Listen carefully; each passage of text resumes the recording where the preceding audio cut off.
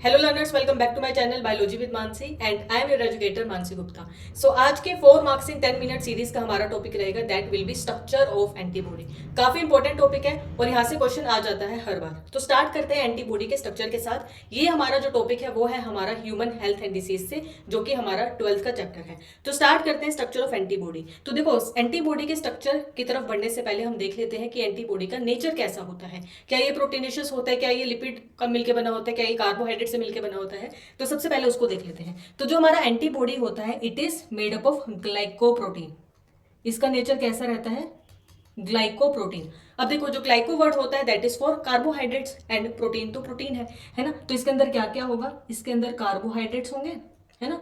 इसके अंदर कार्बोहाइड्रेट्स होंगे और होगा इसके पास प्रोटीन। इसके पास कार्बोहाइड्रेट होगा और प्रोटीन होगा। अब देखो, यहाँ पे प्रोटीन कौन सा होता है इसके अंदर प्रोटीन होता है ग्लोबुलिन प्रोटीन। कौन सा प्रोटीन होता है इसके अंदर? Globulin protein. और हमारी एंटीबॉडी क्या करती है? हमारी एंटीबॉडी इम्यूनिटी प्रोवाइड करती है। तो क्या मैं एंटीबॉडी को इम्यूनोग्लोबुलिन भी बोल सकती हूँ? इम्यूनो मीन्स इम्यूनिटी प्रोवाइड करता है एंड ग्लोबिन मतलब कि इसके पास ग्लोबिन प्रोटीन है। इसीलिए हम एंटीबॉडी को और क्या बोलते हैं? एंटीबॉडी को हम बोलते हैं इम्यूनोग्लोबुलिन। इसको हम इम्यूनोग्लोबुलिन भी बोल सकते हैं। इम्यूनो मीन्स इम्यूनिटी प्रोवाइड करता है एंड ग्लोबुलिन मीन्स इसका जो प्रोटीनेशियस पार्ट है दैट इज ग्लोबुलिन प्रोटीन। आगे हम बात करते हैं कि काफी ज्यादा स्पेसिफिक होते हैं। स्पेसिफिक होने का क्या मतलब है? मतलब हर एक एंटीबॉडी के लिए एंटीजन स्पेसिफिक है। ऐसा नहीं है कि एक एंटीबॉडी हर एक एंटीजन के पे काम करेगी, नहीं। एंटीबॉडी स्पेसिफिक होती है। फॉर एग्जांपल, एंटीबॉडी हमारी स्पेसिफिक रहेगी। मान लो कोई वायरस है, HIV वायरस है, तो उसके लिए स्पेसिफिक रहेगी। मान लो कोई और बैक्टीरिया है, तो हर एक वायरस बैक्टीरिया के लिए हमारी एंटीबॉडी स्पेसिफिक रहती है। अगली हम बात करते हैं, हमने बात कर ली कि इसको हम इम्यूनोग्लोबुलिन भी बोलते हैं बिकॉज ये इम्यूनिटी प्रोवाइड करता है और इसका जो प्रोटीन पार्ट होता है that is globin. Next is, इसको बनाता कौन है? इसको हमारे दो टाइप के सेल बनाते हैं, एक हमारे बी लिम्फोसाइट्स एंड एक प्लाज्मा सेल। देखो, जो प्लाज्मा सेल होते हैं वो हमारे डिफरेंशिएटेड फॉर्म होते हैं बी सेल की ही। मतलब जो हमारे बी लिम्फोसाइट्स होते हैं या फिर बी सेल्स होते हैं वही डिफरेंशिएट करके आगे जाके प्लाज्मा सेल बनाते हैं। और B cells as well as plasma cell दोनों मिलके क्या करते हैं? दोनों हमारे एंटीबॉडीज बनाते हैं। ये भी एंटीबॉडी बनाता है और ये भी एंटीबॉडीज बनाते हैं, और दोनों मिलके क्या करते हैं? एंटीबॉडीज बना के हमें इम्यूनिटी प्रोवाइड करते हैं। आगे हम बात कर लेते हैं कि कितने एंटीबॉडीज बनाते हैं। तो ये काफी अमाउंट में एंटीबॉडीज बनाते हैं। अप्रोक्स 2000 एंटीबॉडी बना लेते हैं पर सेकेंड। एक सेकंड के अंदर 2000 एंटीबॉडी ये बना सकते हैं। अगर मैं इनकी शेप की बात करूं तो इनका शेप कैसा रहता है? वाई शेप्ड होते हैं। अभी हम शेप देखेंगे इनकी कैसे वाई शेप्ड होते हैं। तो ये हमारे वाई शेप्ड स्ट्रक्चर होते हैं। नेक्स्ट हम बात करते हैं थोड़ी सी स्ट्रक्चर को लेके कि इनके पास कितनी कितनी चेन्स होती है। तो इनके पास 4 चेन्स होती हैं। इनके पास 4 चेन्स होती हैं, जिसमें से 2 हमारी रहती हैं हैवी चेन और 2 हमारी रहती हैं light chain. 2 heavy and 2 light chain. इसीलिए हम इम्यूनोग्लोबुलिन दैट इज एंटीबॉडी को और क्या बोलते हैं?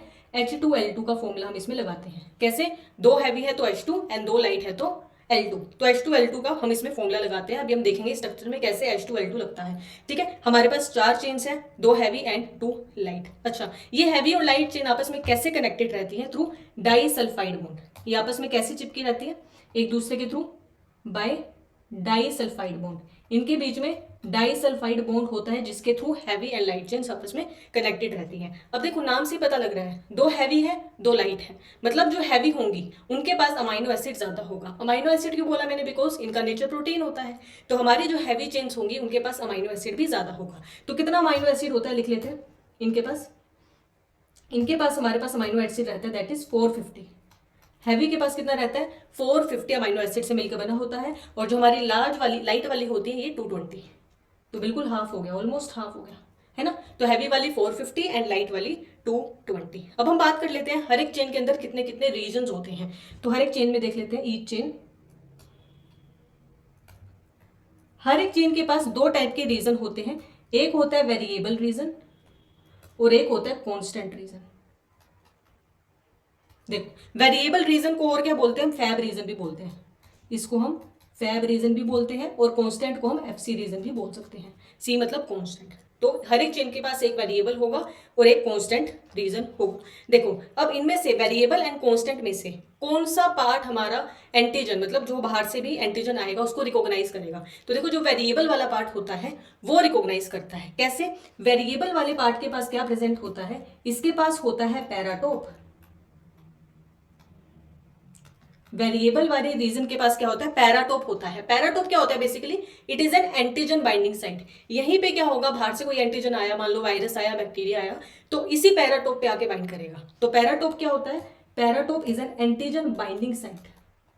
यहीं पे हमारा एंटीजन आएगा और बाइंड कर जाएगा। It is an antigen binding site. और ये हमारे कौन से रीजन पे है, वेरिएबल रीजन पे है। हर एक चेन के, ये चेन के पास वेरिएबल रीजन है, वहां पे पैराटोप प्रेजेंट है जो कि एंटीजन बाइंडिंग साइट की तरह काम करता है। तो हमने देख लिया एंटीबॉडी के पास क्या है, पैराटोप है। अब एंटीजन के पास क्या होगा, तो एंटीजन के पास क्या प्रेजेंट होता है, for example this is my antigen. Antigen के पास क्या होता है, एंटीजन के पास होता है एपिटोप। अब एपिटोप क्या होता है, एपिटोप हमारा एंटीजन पे प्रेजेंट है, तो ये कौन सी बाइंडिंग साइट हो जाएगी, it will be antibody binding site, है ना। तो यहाँ पे बेसिक इंटरेक्शन किसके बीच में हो रहा है, एंटीजन का एपिटोप एंड एंटीबॉडी का पैराटोप। एंटीजन का एपिटोप एंड एंटीबॉडी का पैराटोप, इन दोनों के बीच में इंटरेक्शन होता है। इन दोनों के बीच में इंटरेक्शन होता है और ये दोनों इंटरेक्ट करके क्या बना लेती हैं, ये दोनों इंटरेक्ट करके बना लेती हैं एंटीजन एंटीबॉडी कॉम्प्लेक्स। मैं दोबारा से रिपीट कर रही हूं, एंटीजन के पास है epitope that is antibody binding site, और एंटीबॉडी के पास प्रेजेंट है paratope that is antigen binding site. ये दोनों आपस में इंटरेक्ट करके क्या बना लेंगी, एंटीजन एंटीबॉडी कॉम्प्लेक्स बना लेंगी। अब हम इसका स्ट्रक्चर देख लेते हैं एंटीबॉडी का। तो देखो मैंने बताया था इसके पास 4 चेन है, 2 हैवी एंड 2 लाइट। हैवी वाली 450 अमाइनो एसिड एंड लाइट वाली 220 अमाइनो एसिड। तो स्ट्रक्चर बना लेते हैं फटाफट। तो सबसे पहले मैं बनाने वाली हूं heavy chains. This is our heavy chain, ठीक है। ये हमारी क्या है, ये हमारी हैवी चेन है, that is made up of 450 amino acid. 450 amino acid से मिलकर बनी है। और हम बनाते हैं अब हमारी लाइट चेन। ये है हमारी लाइट चेन जो कि मिलके बनी है 220 अमाइनो एसिड से, ठीक है। अब मैंने बताया था ये दोनों चेन कैसे कनेक्टेड आपस में, थ्रू डाइसल्फाइड बॉन्ड। तो इनका बॉन्ड भी बना लेते हैं, डाइसल्फाइड बॉन्ड भी बना लेते हैं इनके बीच में ऐसे।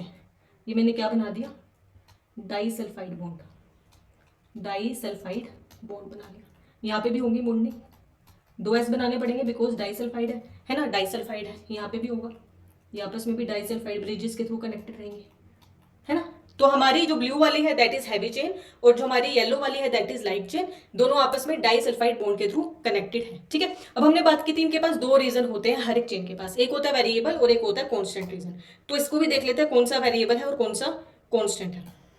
यस, तो जो ऊपर वाला है ये वाला region, this is our variable region, जिसको हमने फैब रीजन भी बोला था, है ना, फैब रीजन। और नीचे वाला क्या होता है, नीचे वाला है हमारा कांस्टेंट रीजन, जिसको हमने एफसी रीजन भी बोला था, ठीक है। अब हमने बात की थी यहाँ पे किसकी, पैराटोप की। पैराटोप कहाँ पे होता है, एंटीबॉडी के पास प्रेजेंट होता है, which is also called as antigen binding site. वहीं पे एंटीजन आएगा और बाइंड कर जाएगा। तो देखो ये वाला जो पार्ट है, ये वाला जो पार्ट है, this one act like an paratope. ये क्या है, ये हमारा पैराटोप है, मतलब यहीं पे आके कौन बाइंड करेगा, हमारा एंटीजन बाइंड करेगा। और एंटीजन का कौन सा पार्ट बाइंड करता है यहाँ पे आके, एपिटोप। एपिटोप यहीं पे हमारा एपिटोप आएगा और बाइंड कर जाएगा। तो ये हो गया हमारा स्ट्रक्चर एंटीबॉडी का।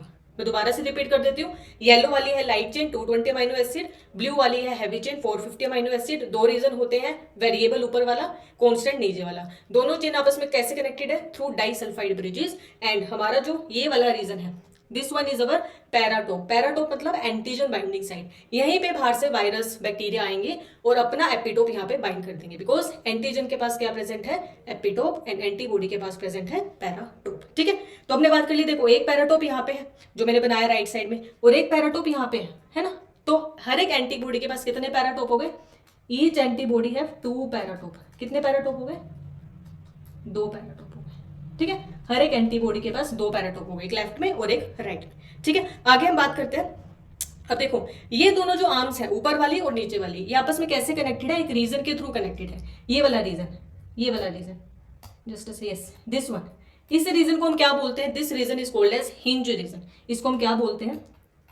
हिंज रीजन बोलते हैं, जो कि दोनों आर्म्स को कनेक्ट करता है। इसको हम क्या बोलते हैं? हिंज रीजन बोलते हैं। ठीक है, ये हो गया हमारा स्ट्रक्चर एंटीबॉडी का। आगे हम बात करते हैं टाइप्स ऑफ एंटीबॉडी। स्ट्रक्चर की हमने बात कर ली, बस थोड़ी सी और एंटीबॉडी की टाइप्स की भी बात कर लेते हैं। ठीक है, यस, एंटीबॉडी की टाइप्स। यस, तो हमारी एंटीबॉडीज 5 टाइप्स की होती है। मैं क्लासिफिकेशन चार्ट बना के दिखाती हूँ। ठीक है, इजी हो जाएगा आप सबके लिए। जिसको भी ये नोट्स चाहिए टेलीग्राम ज्वाइन कर लो, लिंक आपको डिस्क्रिप्शन में मिल जाएगा। ठीक है, 5 तरह की होती है antibody: IgA, IgD, IgG, IgM and IgE। ठीक है, हम इन सबके क्या कर लेते हैं, एक बार फंक्शंस कर लेते हैं, किसका क्या काम होता है। ठीक है, फंक्शंस कर लेते हैं सभी के। Just a second. Yes yes, IgA क्या है हमारी? IgA second most abundant antibody है। Second most. तो फर्स्ट कौन सी है अभी? सबसे ज्यादा अबंडेंट तो हमारी कौन सी है फिर? IgG। सेकेंड कौन सी है? IgA। और हमारी IgG क्या होती है? ये मोस्ट अबंडेंट है, ये सबसे ज्यादा अबंडेंट है। ये ऑलमोस्ट कितनी प्रेजेंट होती है? 75% प्रेजेंट होती है, और ये होती है हमारी 15 to 20%। 15 to 20%। ठीक है, आगे हम बात करते हैं IgA की खास बात क्या है। ये हमारी किस में मिलती है? मदर मिल्क में मिलती है ना। जो मदर मिल्क होता है, जो लैक्टेशन के टाइम पे निकलता है, जिसको हम कोलेस्ट्रम भी बोलते हैं, उसके अंदर IgA एंटीबॉडी प्रेजेंट होती है। ठीक है, ये कहाँ प्रेजेंट होती है? कोलेस्ट्रम में। कोलेस्ट्रम में, दैट इज मदर मिल्क। ठीक है, ये कैसे प्रेजेंट होती है? ये हमारी डाइमर फॉर्म में प्रेजेंट होती है। मैं भी बना के दिखाती हूँ आपको कि कैसे डाइमर फॉर्म में प्रेजेंट होती है। तो फॉर एग्जांपल, ये मेरे पास पहली antibody and this is second antibody, है ना। तो मैंने यहाँ पे 2 एंटीबॉडी बना दी। तो ये क्या बनाती है? ये जे शेप स्ट्रक्चर बनाती है। कैसी बनाती है? जे शेप स्ट्रक्चर। तो इसको हम जे चेन भी बोलते हैं। तो इसके पास कितने पैराटोप हो जाएंगे? देखो, एक एंटीबॉडी के पास 2 पैराटोप थे, अब यहाँ पे मैंने 2 एंटीबॉडी बनाई, तो कितने पैराटोप हो जाएंगे इसके पास? 4 पैराटोप्स। कितने पैराटोप्स हो जाएंगे यहाँ पे? 4 पैराटोप्स हो जाएंगे इस केस में। Second is IgD। IgD कैसा होता है? इसके पास 2 ही पैराटोप होते हैं, ये नॉर्मल केस है हमारे पास, तो इसके पास 2 ही पैराटोप होंगे, क्योंकि ये सिंगल फॉर्म में प्रेजेंट होती है, मोनोमर फॉर्म में ही प्रेजेंट होती है। ठीक है, IgG की हमने बात कर ली, सबसे अबंडेंट होती है, 75% प्रेजेंट होती है। ठीक है, ये हमारी क्या कर सकती है? क्रॉस कर सकती है प्लेसेंटा को, है ना।